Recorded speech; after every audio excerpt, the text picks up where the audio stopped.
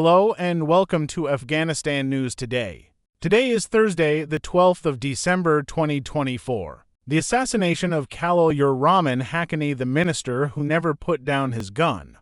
Khalil-ur-Rahman Haqqani, the acting Minister of Refugees and Repatriation for the Taliban, was killed in a suicide attack. The interim government described the attack as cowardly and attributed it to the Qawari, a term they use for ISIS, while critics interpreted it as a consequence of internal power struggles between the emir and the minister.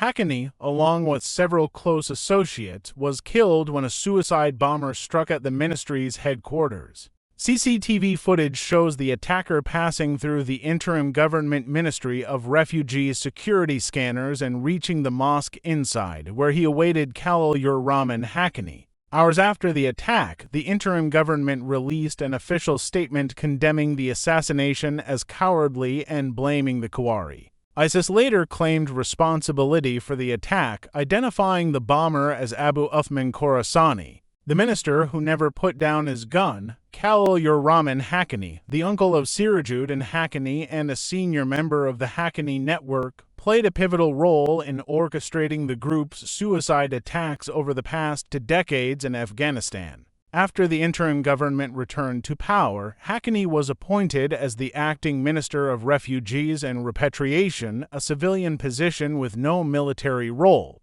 However, from the day he entered Kabul until his death, Haqqani never put down his weapon, even attending meetings with foreign diplomats fully armed. His armed presence at all gatherings drew repeated criticism, but interim government leadership apparently failed to persuade him to disarm. Experts noted that Haqqani lived in constant fear of assassination, which explains his refusal to part with his weapon.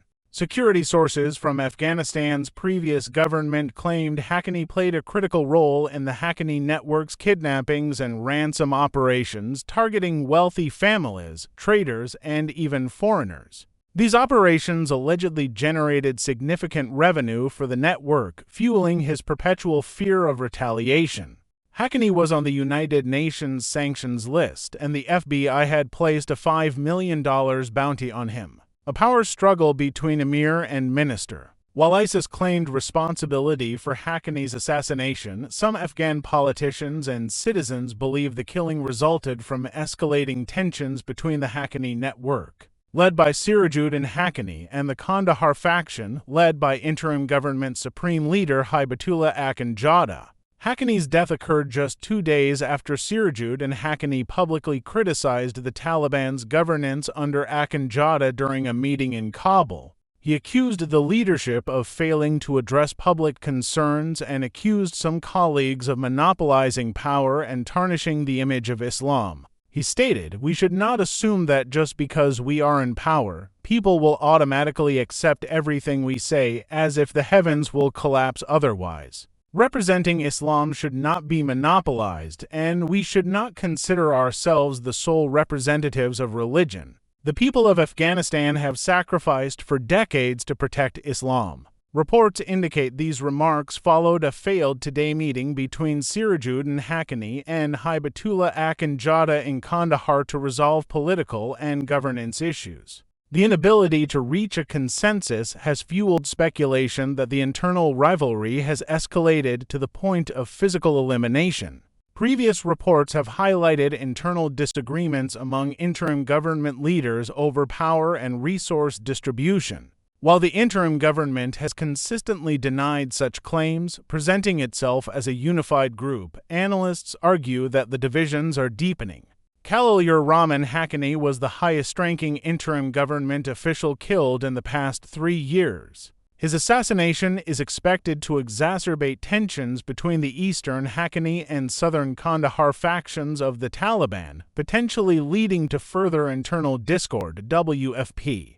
Access to food is a human right. 14 million Afghans in urgent need this winter. In another report from Afghanistan News Today, the World Food Programme (WFP) emphasizes that access to food is not merely a necessity but a fundamental human right. The WFP made this statement on Tuesday, December 11th, in a message shared on X, formerly Twitter, to mark International Human Rights Day. The organization stated the World Food Program in Afghanistan is paving the way for a future where no one goes to bed hungry. Previously, the WFP had warned that over 14 million people in Afghanistan will require immediate assistance in the coming winter. Meanwhile, the United Nations Office for the Coordination of Humanitarian Affairs (OCHA) in Afghanistan also announced today that it has provided aid to 15.3 million people in Afghanistan over the past 9 months. In another report from Afghanistan News Today, Security Council to hold meeting on Afghanistan tomorrow. The United Nations Assistance Mission in Afghanistan UNAMA has announced that the UN Security Council will convene tomorrow to discuss the situation in Afghanistan. According to the report, UNAMA stated in a message on Wednesday, December 11th, that Rosa Otunbayeva, the special representative of the UN Secretary-General and head of UNAMA, will deliver a speech during the meeting. The session is scheduled to take place tomorrow at 7 p.m. Kabul time. Earlier, the Security Council had announced in a press release that closed-door discussions would follow the official session. The press release noted Rosa Otunbayeva, the special representative and head of UNAMA. Andrés Montalvo Sousa, Ecuador's ambassador and chair of the Afghanistan Sanctions Committee, and a representative from the UN Office for the Coordination of Humanitarian Affairs (OCHA) will address the meeting.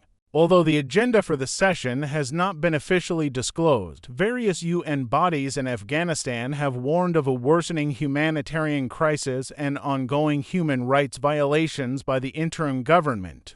In another report from Afghanistan News Today, sources: interim government dismissing female administrative staff from universities.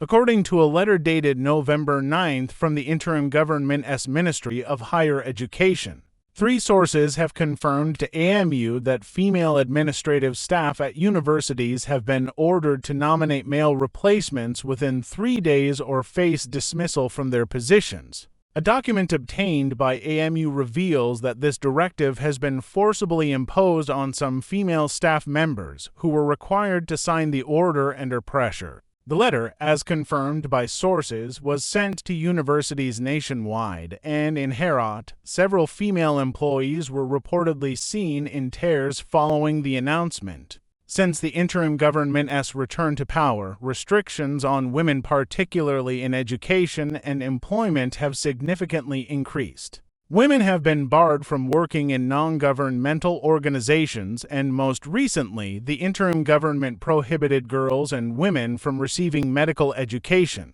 This crackdown comes despite the fact that many Afghan women are the sole breadwinners for their families. Meanwhile, various UN agencies have warned that over 20 million people in Afghanistan are in need of humanitarian assistance. The country, under more than 3 years of interim government rule, continues to struggle with worsening poverty and an escalating humanitarian crisis. Thanks for being with Afghanistan News Today. Till next latest news, have a good time. Goodbye.